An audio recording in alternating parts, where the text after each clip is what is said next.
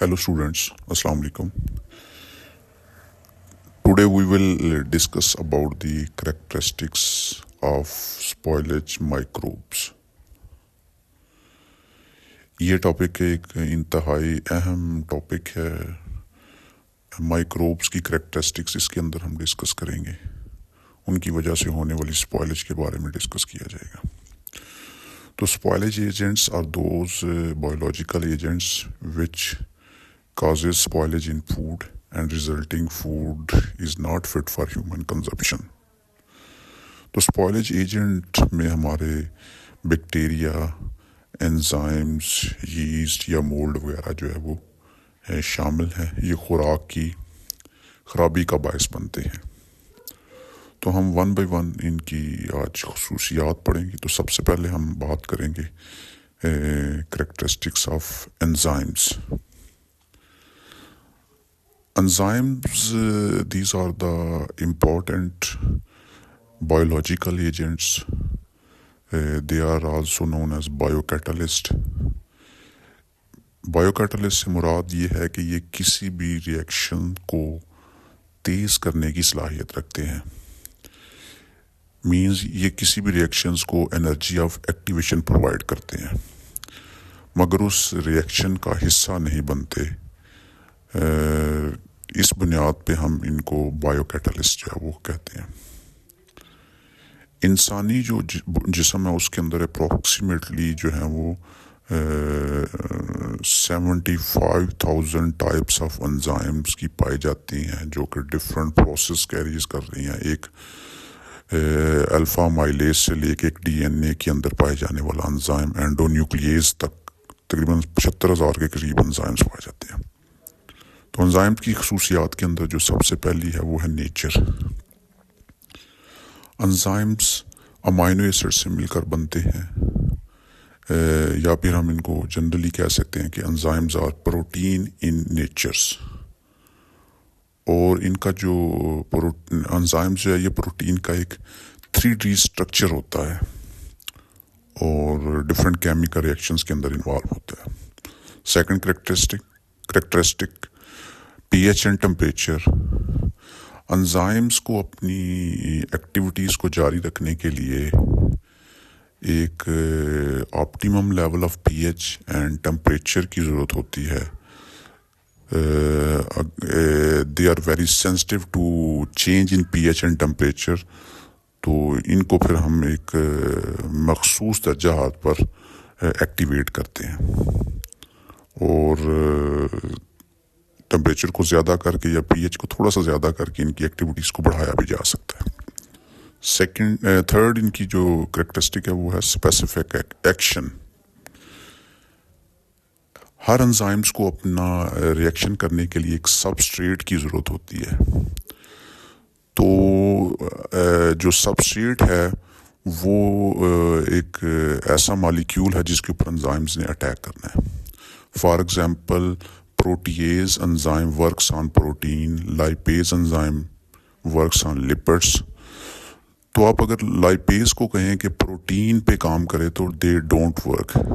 تو یہ چیز اس کو specific action کی طرف لے کے جاتی ہے. ٹھیک ہے جی. تو نمبر 4 اس کی جو کریکٹرسٹکس کے اندر آتی ہے وہ ہے جی انہیبیٹرس. تو انزائمز کو اس کی ایکٹیویٹی سے روکنے کے لیے ایک کیمیکل مالیکیول ہے جسے انہیبیٹر کہا جاتا ہے. یہ ایک ایسا مالیکیول ہے جو کہ انزائمز کو اس کے اوور ورک سے اس کی ایکٹیویٹیز سے روکتا ہے اور جس کی وجہ سے ہماری خوراک جو ہے وہ انزائمز کی خرابی کی وجہ سے جو ہے وہ بچ جاتی ہے. تو انہیبیٹرز آر کیمیکل کمپاؤنڈس. یہ ڈفرینٹ مطلب نیچرز کے ہوتے ہیں جی. اب ہم اسٹرکچر کی بات کرتے ہیں. یہ انزائمز کا مالیکیول بنایا جا رہا ہے. یہ ریڈ کلر کا جو ہے یہ سبسٹریٹ ہے. یہ انزائم کی ایکٹیو سائڈ ہے جس سائڈ سے اس نے ریئیکشن کرنا ہے اور یہ اس کا پروٹین ٹوٹلی اسٹرکچر ہو انزائم کا. یہ سبسٹریٹ کے بارے میں بتایا جا رہا ہے. اچھا جی. یہ پورے کا پورا مالیکیول جو گرین کلر کا ہے یہ ہے انزائم. اچھا جی. اب ہم بات کرتے ہیں جی بیکٹیریا کی خصوصیات کی، کریکٹرسٹکس آف بیکٹیریا.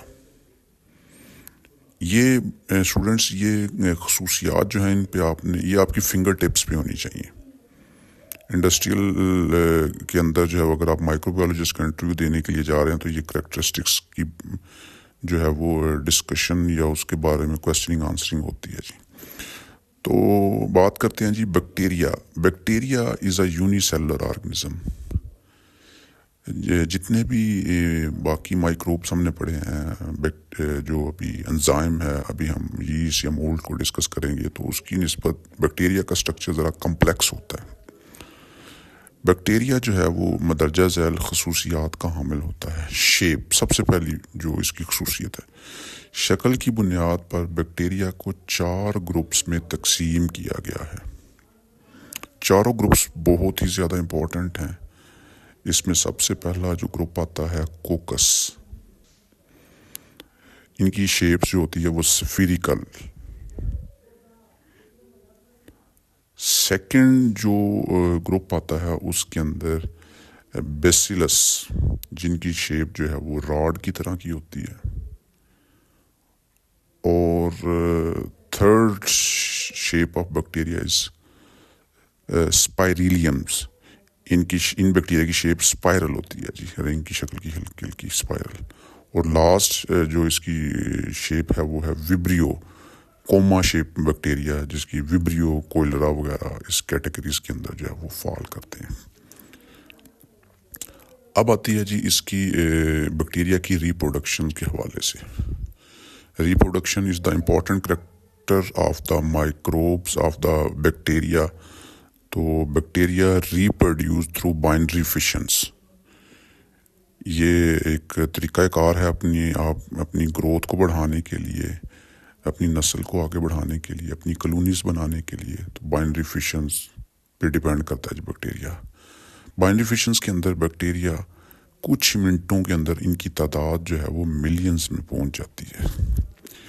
ان کا جو پیرنٹ سیل ہوتا ہے وہ ڈیوائیڈ ہوتے ہوتے ہوتے فائنلی جو ہے وہ ان کی تعداد بڑھنا شروع ہو جاتی ہے. جیسا کہ یہ ڈائیگرام کے اندر بتایا جا رہا ہے کہ ایک پیرنٹ سیلز ہے، اس کے اندر جو مٹیریل ہے وہ اب ڈیوائیڈ ہو گیا ہے. اب اس کے اندر پنچنگ کا عمل ہو رہا ہے، درمیان میں سے بلو کلر پنچ ہو رہا ہے، اب دونوں گرین کلر ڈیوائیڈ ہو گئے ہیں. تو یہاں پہ اب 2 نئے سیلز جو ہیں وہ بن گئے ہیں. اور یہ کام اتنی تیزی کے ساتھ ہوتا ہے کہ منٹوں کے اندر ان کی تعداد ملینز کے اندر جو ہے وہ پہنچ جاتی ہے. تو اب نیکسٹ اس کی خصوصیت ڈسکس کرتے ہیں موٹیلٹی آف بیکٹیریا، یعنی بیکٹیریا مومنٹ کیسے کرتا ہے. مومنٹ جو ہوتی ہے نا، یہ ایک تو بیکٹیریا اپنی جو ہے وہ فوڈ پرپز کے لیے مطلب کرتا ہے، ہوسٹ سیل کو تلاش کرنے کے لیے، یا پھر اس کے سامنے اگر کوئی ڈینجر یا خطرہ وغیرہ آ جاتا ہے تو پھر یہ موومنٹ کرتا ہے. تو بیکٹیریا ایک جگہ سے دوسری جگہ موو کرنے کے لیے فلیجیلا کا استعمال کرتا ہے. ایک ایسا پارٹ ہے، ایک تھریڈ لائک سٹرکچر جو کہ بیکٹیریل کیپسول کی آؤٹ سائڈ پہ پایا جاتا ہے، اور یہ موومنٹ کے اندر جو ہے وہ اس کو مدد دیتا ہے. اب بیکٹیریا کی اسپوائلج کے بارے میں بات کرتے ہیں. بیکٹیریا کی ایک سپیشیز ہے کلوسٹریڈیم بیکٹیریا، جو کہ کین فوڈ کی اسپوائلج کے اندر اپنا رول ادا کرتا ہے. بیسیلس سپیشیز جو ہیں یہ والی رسپانسیبل ہیں for spoilage of curdling of milk. اور تیسرا ہے ایسکریشیا کولائی، جس کو ایکولائی کہا جاتا ہے. It is a pathogenic microorganism which causes diseases, which produces diseases in human body.